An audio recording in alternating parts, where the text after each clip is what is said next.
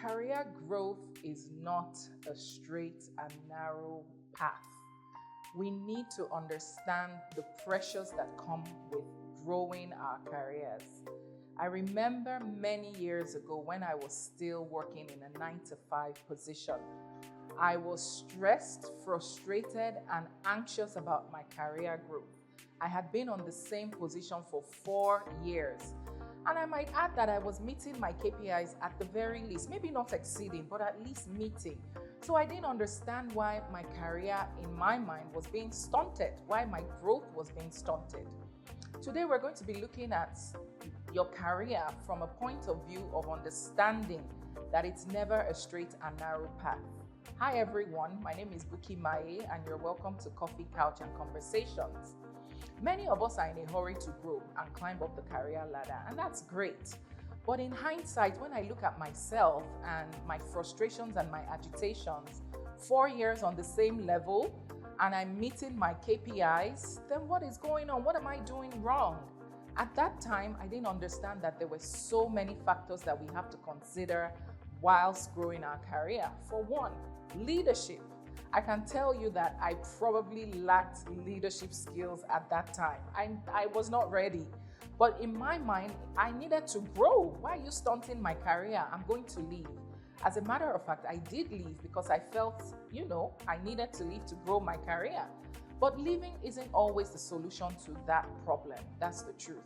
Sometimes our managers understand that the leadership skills required to move to the next level, you just don't have it yet. And that's fine. Real growth takes time.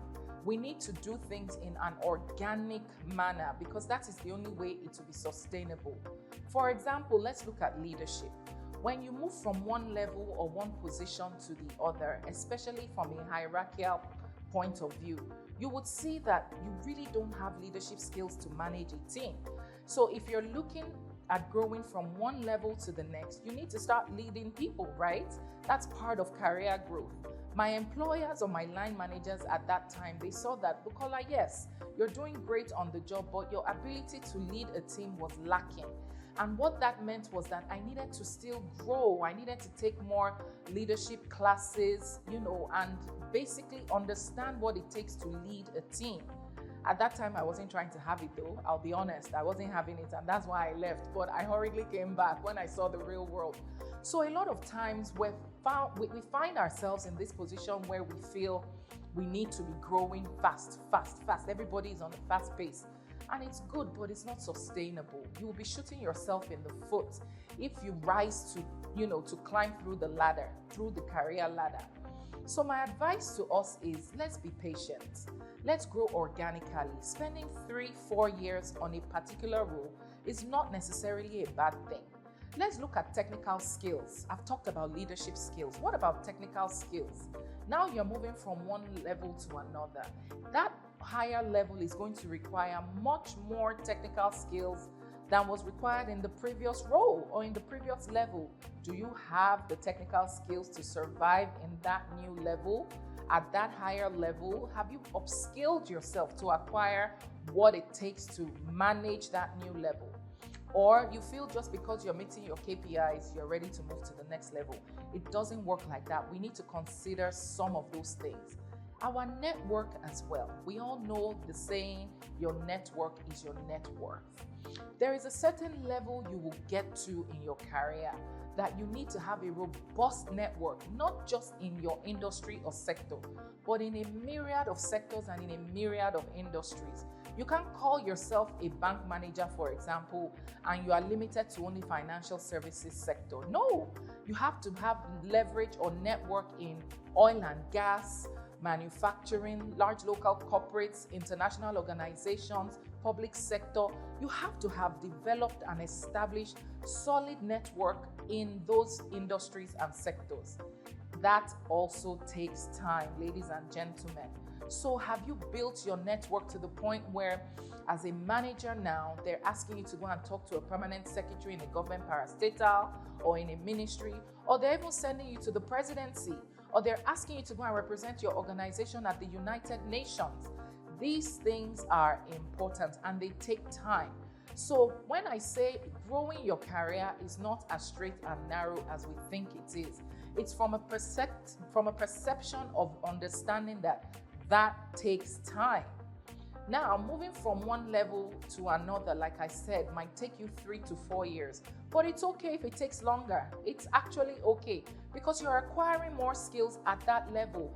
Can you imagine being, for example, a medical doctor, and you've gone from being maybe just a regular general practitioner to now a consultant? At a consultant level, you're in the boardroom, there is a patient with a significant medical issue, and they're talking about the intricacies of this disease, and you're found wanting, you're confused, you're lost. Nobody wants to make a fool of themselves at that level. Nobody does.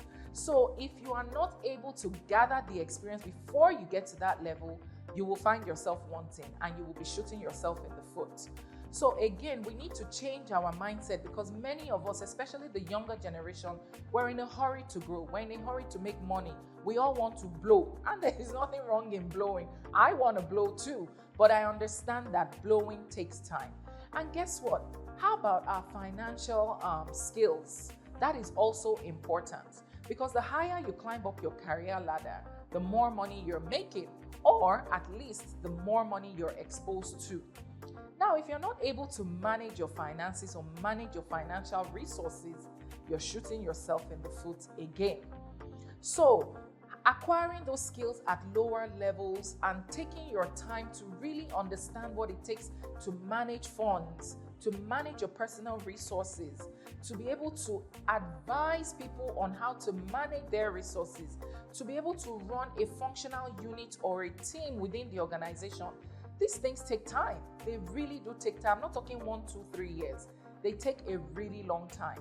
So if we're able to be patient, ladies and gentlemen, key word here is patience. Also understanding that for some people, they grow faster than others. It's just how life is. Fingers are not equal. Don't compare yourself to the person sitting next to you because you don't really know what that person has had to do to grow this quickly.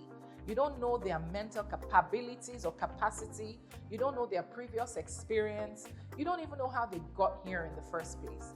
Let's try to stop comparing ourselves to our colleagues or our friends, our family, etc. Let's run our own race with the understanding that everybody's timeline is different. But there's certain things that taking your time would help you acquire. Knowledge, a solid foundation. These are the skills that will help you survive when you do climb that ladder. I can tell you that it is very difficult at the top. It's a dog-eat-dog world. You have to have built the resilience, the discipline of what it takes to survive at that level or at those levels. If you are quick to rise, guess what? You already know you will be quick to fall. And nobody's wish or prayer is to rise and fall. Our plan, our prayer is to continue to rise through the ranks, rise through the career ladder, and grow as an individual and collectively as a team. But if we're not able to wait it out and put in the hard work, we need to get our hands dirty. We really do. It takes a lot of work, discipline, hard work to rise through the ranks. Your knowledge base. Now, I know we have artificial intelligence that helps us, but artificial intelligence can't always help you. There are times you're in a place, for example, you go into an embassy and at the gates, they take all your phones. They're like, no phones allowed at this embassy. And you're going to meet an ambassador.